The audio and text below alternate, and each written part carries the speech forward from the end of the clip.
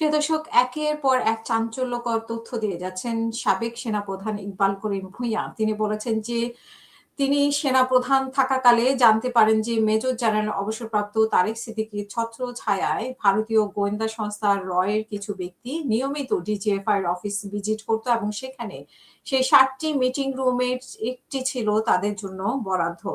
তারা বিভিন্ন সময় কিছু ব্যক্তিকে জঙ্গি হিসেবে চিহ্নিত করে তালিকাভুক্ত করে ডিজিএফআই কে কাছে দিত।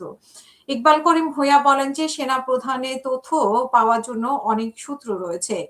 আমার অধীনে আর্মি সিকিউরিটি ইউনিট ও ডাইরেক্টর মিলিটারি ইন্টেলিজেন্স নামে ২টি ব্যক্তি বা সংস্থা রয়েছে। এছাড়া র‍্যাবের অফিসার এবং অন্য ব্যক্তিদের সঙ্গে আলাপের মাধ্যমে আমি অনেক তথ্য জানতে পারতাম।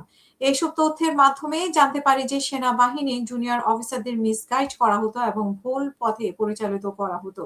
এই ব্যাপারে তিনি ৩টি ঘটনা উল্লেখ করেন। তার মধ্যে একটি ঘটনা আমি আপনাদেরকে বলছি। প্রথমত, একজন একজন কনিষ্ঠ অফিসার র‍্যাব থেকে প্রত্যাবর্তনের পর তার সঙ্গে সাক্ষাতের পর তিনি অফিসে আসেন। তখন র‍্যাব থেকে যারা ফিরে আসতো তাদেরকে তিনি বিভিন্ন প্রশ্ন করতেন।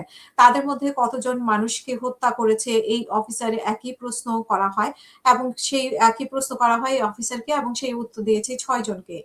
তো উনি আবার জিজ্ঞেস করেছেন যে ৬ জনকে সে নিজে সরাসরি হত্যা করেছে কিনা? তখন বলেছেন যে না, ২ জনকে সরাসরি হত্যা করেছে। বাকি ৪ জনকে হত্যা করার সময় সে সেখানে উপস্থিত ছিল। বাকি ৪ জন হত্যার সময় সে সেখানে উপস্থিত ছিল এবং তারপর সেনাপ্রধান জিজ্ঞেস করেন যে প্রতিটি হত্যার সময় কত টাকা করে পেয়েছো? উত্তরে বলল যে ১০,০০০ টাকা।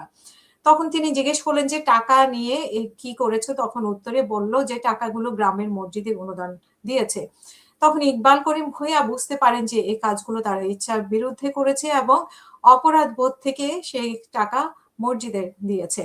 তো এই থেকে তিনি বোঝানোর চেষ্টা করেছেন যে কেউ বুঝে কেউ না বুঝে, মানে ওনার যতগুলো ইন্টারভিউ হয়েছে কেউ বুঝে কেউ না বুঝে এই ধরনের ঘটনার সাথে জড়িয়ে গেছে।